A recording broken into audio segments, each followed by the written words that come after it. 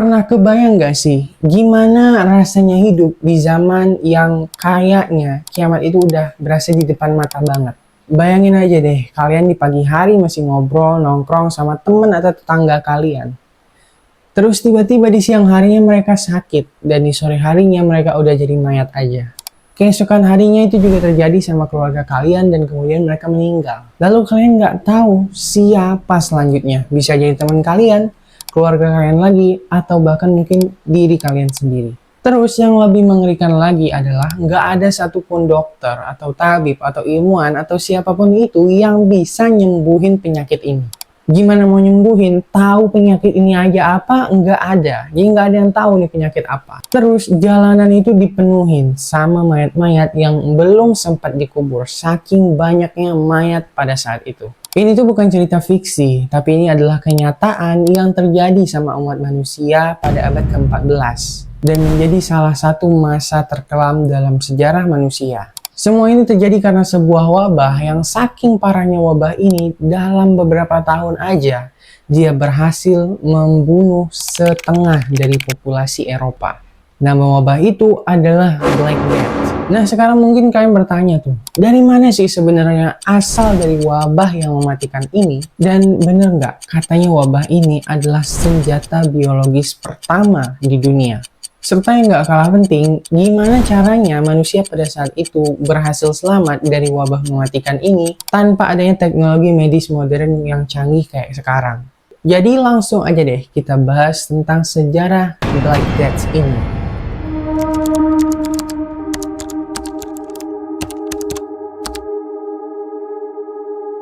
Oke, jadi gini guys, cerita tentang wabah Black Death ini dimulainya sebenarnya bukan dari Eropa, tapi jauh di timur, tepatnya di dataran stepa Asia Tengah atau sekitaran Mongolia. Penyebab utamanya adalah bakteri kecil yang bernama Yersinia pestis. Nah, jadi bakteri ini tuh numpang hidup tuh sama kutu. Jadi dia hidup di dalam perut kutu, dan kutu ini juga numpang hidup sama tikus hitam. Jadi koordinat dari bakteri ini ada di dalam perut kutu yang ada di badannya tikus hitam.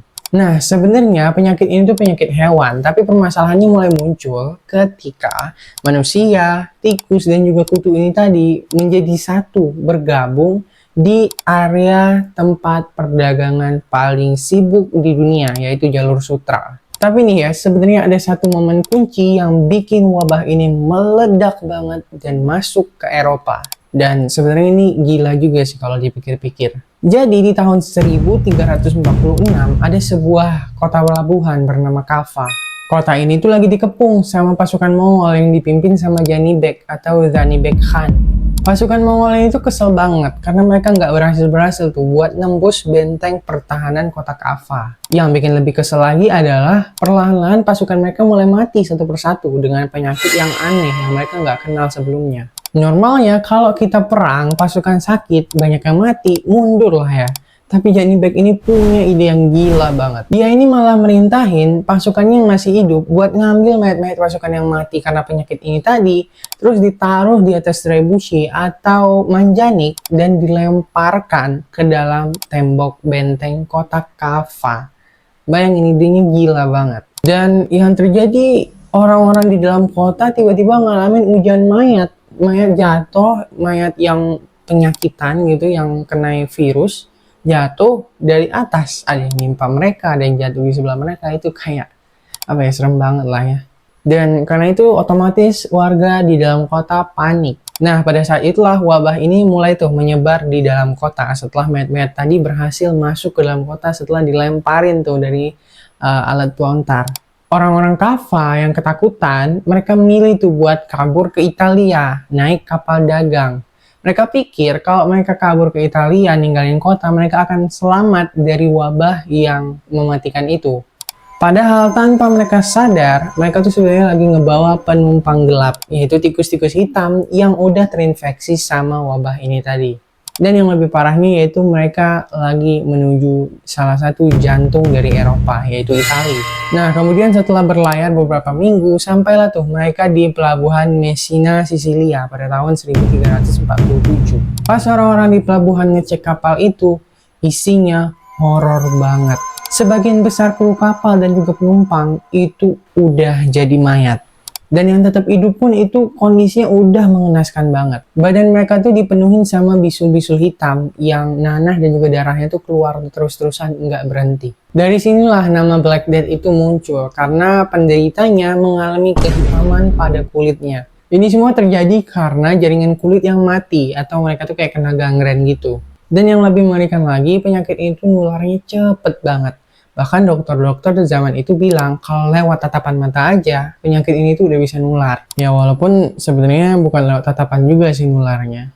Tapi lewat batuk, udara, sama gigitan kutu tadi. Dan inilah bagian yang paling bikin frustasi. Apalagi orang zaman itu juga nggak ngerti apa itu virus, apa itu bakteri, yang mikroskop aja belum ditemuin gitu. Jadi mereka saat itu panik dan mulai tuh nyari kambing hitam. Ada yang bilang ini tuh adalah kutukan Tuhan karena manusia banyak dosa.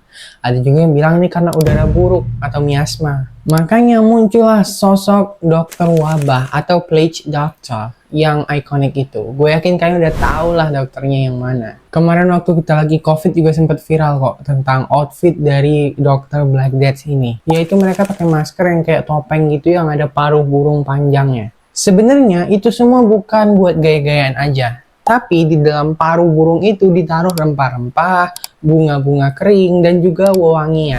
Tujuannya biar mereka tuh nggak nyium udara busuk dari luar yang dibilang sebagai sumber penyakit pada saat itu.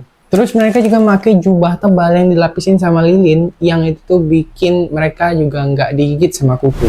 Nah, kalau outfit of the day dokternya udah keren dan efektif parah, gimana dengan pengobatannya?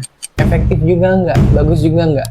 Jawabannya kacau sih guys. Kalau sekarang kalian sakit, mungkin kalian bakalan dikasih antibiotik sama dokternya dan lain-lain gitu kan. Kalau dulu boro-boro antibiotik, malahan ada dokter yang nyaranin pasiennya buat duduk di dekat selokan yang bau banget. Terus yang gak kalah aneh, ada juga yang nyuruh pasiennya buat gosokin pantat ayam ke bisulnya. Terus juga ada yang nyaranin buat minum serbuk zamrud yang ditumbuk. Yang kalau ini Mahalia sembuh kagak nih ya. Dan yang lebih parahnya lagi, karena mereka nggak tahu sumber penyakit ini dari mana yang sebenarnya berasal dari tikus, mereka tuh malah ngebantai ribuan anjing dan juga kucing karena dianggap sebagai pembawa sial, dianggap sebagai pembawa penyakit. Padahal kan kucing itu predator alaminya tikus ya. Jadi kalau kucingnya dibantai, dihabisin, dibasmi, ya populasi tikusnya naik. Dan inilah yang bikin virus ini, wabah ini makin meledak lagi, makin gila-gilaan lagi. Puncak dari wabah ini tuh bener-bener gelap banget guys. Dimana jalanan-jalanan sepi, kebun-kebun berubah jadi hutan, nggak ada yang ngurusin. Terus juga keluarga yang punya anggota keluarga lagi sakit, itu ninggalin anggota keluarga yang lagi sakit di dalam kamar sampai akhir hayatnya mereka. Nggak ada yang berani deket, nggak ada yang berani ngeliat. Orang-orang juga banyak yang nggak sempat dimakamin, karena banyak banget mayat pada saat itu. Dan wabah ini tuh kalian tahu nggak? Cuman beberapa tahun aja, itu tepatnya dari tahun 1347 sampai 1351. Ya 4,5 sampai 5 tahun lamanya. Tapi berhasil membuat 50 juta dari populasi Eropa itu meninggal dunia. Bayangin 5 tahun aja 50 juta orang meninggal. Kalau 10 tahun, berapa tahun itu mungkin udah ratusan juta orang yang meninggal. Bisa-bisa hampir habis tuh Eropa. Karena 50 juta itu adalah setengah dari populasi benua Eropa. Ya, setengahnya lenyap dalam waktu 5 tahun. Kalian bayangin seberapa mematikannya wabah ini. Tapi, seperti kata pepatah, habis gelap terbitlah terang. Wabah Black Death ini ternyata membawa perubahan besar yang ngebentuk dunia kita di saat ini. Pertama, sistem feodalisme itu nyaris hilang atau bahkan udah runtuh, nggak ada lagi. Dikarenakan dulu petani, terus rakyat jelata, dan lain-lain itu kan dibayar murah banget sama tuan tanah.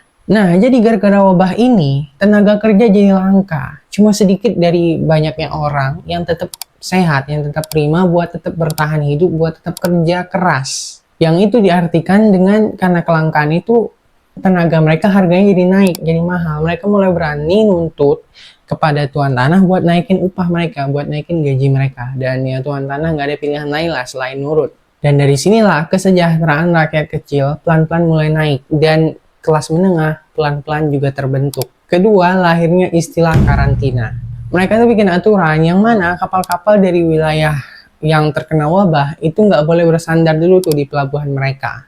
Mereka harus nunggu dulu tuh di laut selama 30 hari atau Trentino. Kemudian ditambah lagi menjadi 40 hari atau quaranta. Nah, diambil dari kata quaranta ini tadilah kita kenal tuh istilah karantina yang kemarin sempat dipakai waktu kita ngalamin COVID-19. Nah, jadi guys, Black Death ini memang salah satu peristiwa terbesar yang kelam dalam sejarah manusia. Tapi di sisi lain, peristiwa ini juga maksa manusia buat belajar. Belajar soal kebersihan, belajar soal kesehatan, dan juga belajar buat bangkit dari keterpurukan. Dan kalau kita ngelihat sejarah, pola ini tuh kayak selalu berulang. Ada wabah, manusia panik, kemudian manusia belajar, dan hasilnya mereka beradaptasi.